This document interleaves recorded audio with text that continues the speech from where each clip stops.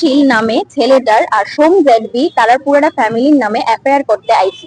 কারণ হইছে গিয়া সেরা সবাই জানে এটা যে আমার বিগত 2.5 বছর এর সাথে রিলেশনশিপ আসলো কৌশিক শীলের সাথে, যেটা আমার ফ্যামিলিও জানতো, তার ফ্যামিলিও জানতো। ইভেন এর সাথে আমার বিয়েও ঠিক হইছিল।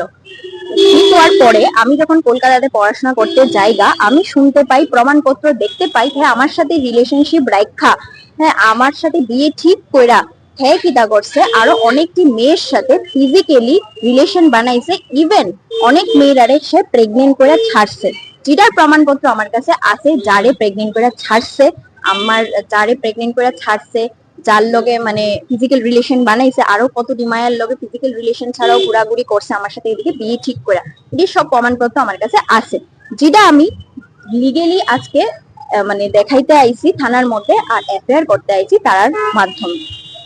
আবার করতে লাগবে। তারপরে এখন যেটা হইছে, তারপরে তার সাথে আমার ডিসেম্বর মাসে ব্রেকআপ হয়ে গেছে। আমার আর হেয়ার ফ্যামিলি মিউচুয়াল ভাবে জিনিসটা শেষ করছে। আমার ফ্যামিলি কইছে যে যেহেতু এরকম এতই বাজে, হেয়ার ব্যাপারে সব প্রমাণপত্র আছে, আমার মেয়েরে এর সাথে বিয়ে দিতাম না, তো শেষ, জিনিসটা ক্লোজ হয়ে গেছে। তারপরে রিসেন্টলি কিটা হইছে, হ্যাঁ বন্ধুরার কাছে গিয়া আমার বডি নিয়ে ডেসক্রাইব করে, আমার বডি পার্টস নিয়ে ডেসক্রাইব করে। ইভেন আমারে কয় আমি বলে পাগল ছাগল, আমার মেন্টালি প্রবলেম, আমি বলে সাইকো, যেই কোনো সময় যেই কোনো কেউ মার্ডার করে যাইতে গা পারুম, ইডি করতেছিল। খুব মেন্টালি আমার হ্যারাসমেন্ট করতেছিল সব জায়গাতে, আমি যেখানেই যাইতাছি এমন ভাবে ইডি শুনতাছি। তারপর আমি বাধ্য হইয়া হের ভাই সোম জেডবিরে জানাইছি, ফোনে কথাটা জানাইছি। পরে আমার কথা শুনছে না, পাত্তা দিছে না, উল্টা আমার বাবার কাছে উল্টা পাল্টা কইয়া আমারে আমার বাবার টিকা পিঠা মোড়া খাওয়াইছে। যেহেতু হেরা জানে আমার বাবা স্ট্রিক্ট, আমি কোনোদিন আইনে যাইতাম না, কারণ আমার বাবা থানা পুলিশ এসব পছন্দ করে না। আমরা অনেক ভালো ফ্যামিলি থেকে বিলং করি, রেপুটেড ফ্যামিলি থেকে বিলং করি। আর যেটা কইছে আমার নামে যে আমি ভিউজের লিগা এমন করছি, কেউ কোনোদিন নিজে ভিউজের লিগা এত নিজের মেয়ে, একটা মেয়ে হইয়া নিজের মান সম্মান কোনোদিন কেউ শেষ করতে শিখছিল।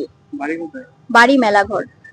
আমি একটাই জিনিস চাই, যেটার কারণে আমি সোশ্যাল মিডিয়াতেও আইসি, প্লাস আজকে তার নামে আয়া অ্যাপিয়ারও করছি, একটাই জিনিসের দ্বারা, যদি এই ছেলেটার থ্রোতে আর কোনো মেয়ের লাইফ না নষ্ট হয়, এই ছেলেটার থ্রোতে যদি আর কোনো মেয়ে আমার মতো হ্যারাসমেন্ট ফিল না করে, যেই ছেলে বিয়ে ঠিক করা, বিয়ে কইরা, হ্যাঁ বিয়ের মানে ঠিক করে সেরা বিয়ের কেনাকাটা শুরু হয়ে গেছে, ওই মুহূর্তে যেই ছেলেটা এমন করতে পারে, মেয়েরারে প্রেগনেন্ট করে ছাড়তে পারে, এই ছেলেটা আর কিটা না করতে পারে। এসব ছেলে আমাদের সমাজে না থাকাটাই দরকার, এটাই আমি চাই।